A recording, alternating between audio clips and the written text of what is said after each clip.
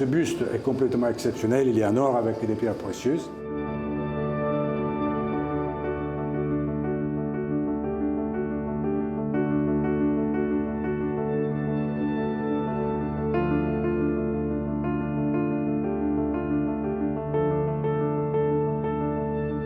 Et le premier objet que vous voyez ici a été commandé par Charles II d'Anjou. Et il a commandé juste 1000 ans après la mort du saint pour regarder, si vous voyez dans le crâne, les ossements du crâne du saint. Et l'histoire est vraiment exceptionnelle, est unique. Elle mélange religion, parce qu'on attribue des miracles aux saints, politique, parce que tous les souverains qui sont passés par Naples, ou tous les visiteurs importants, ils sont tous passés dire à San Gennaro qu'ils le respectaient, et ils sont arrivés tous avec des dons.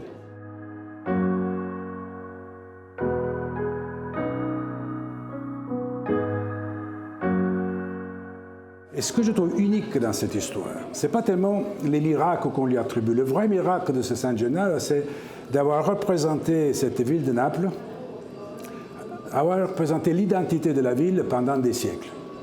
Pauvres, riches, souverains étrangers, italiens, enfin italiens pas à l'époque, napolitains, ils étaient tous d'accord sur le fait que le saint devait être respecté.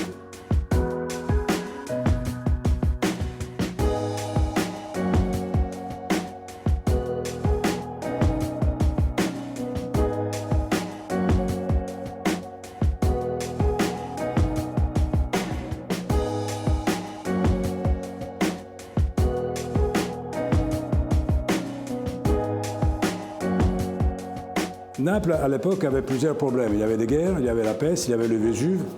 Et les Napolitains, devant ça, ils disent, bon, on va demander à San Gennaro, qui était déjà un symbole, qui était déjà la référence pour la ville, on va lui demander de donner un coup de main. Alors, pour ça, vous devez comprendre que dans toute cette tradition et dans cette histoire de San Gennaro, la relation entre la ville, les Napolitains et San Gennaro est une relation amicale. Il n'y a pas de soumission. On lui parle comme un ami. Hey, San Gennaro, fais-moi le miracle. C'est pas... Je vous prie. Et là, on se dit, voilà, San Gennaro, maintenant, on va faire un truc. Tu nous protèges, et nous, on va construire pour toi, on va faire construire une chapelle, et dans cette chapelle, on va mettre des trésors.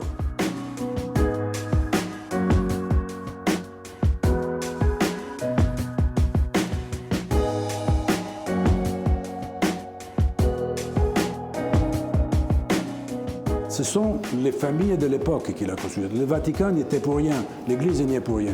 Par ce contrat, le trésor n'appartient qu'aux Napolitains. Et je précise, pas à la mairie de Naples. Les députés sont là pour le gérer, ont toute autorité pour gérer le trésor, mais ça ne leur appartient pas. Ça appartient aux Napolitains.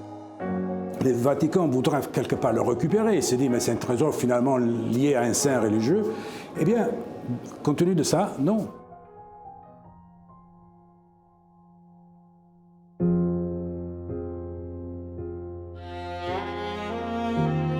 Et donc, vous avez ici l'ostensoir qui est offert par Murat à la demande de Napoléon à la population. Napoléon avait comme habitude plutôt d'aller chercher des trésors et de les ramener en France. Lorsqu'il arrive à Naples, il demande à Murat d'offrir à San Gennaro des choses. Il part avec rien.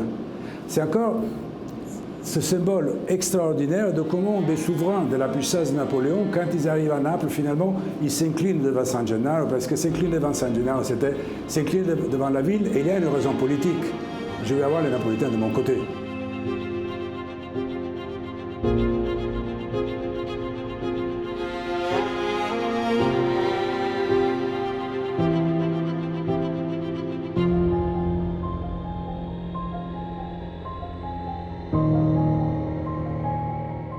Si vous allez visiter Naples, vous pouvez aimer ou détester. Mais il y a une chose sur laquelle on peut facilement se mettre d'accord. Les grandes villes d'art se vendent, s'habillent pour être vendues. Quand vous allez à Naples, vous avez une ville qui ne s'habille pas pour être vendue. C'est une ville qu'il faut acheter. Il faut faire un effort pour la comprendre et pour l'apprécier. Ce n'est pas immédiat, ce n'est pas facile. Pour le trésor, il faut faire un effort. Il faut le comprendre et le voir avec une certaine conviction. Si vous y allez comme chez Disney, non. Le trésor de Naples, ce n'est pas Disney.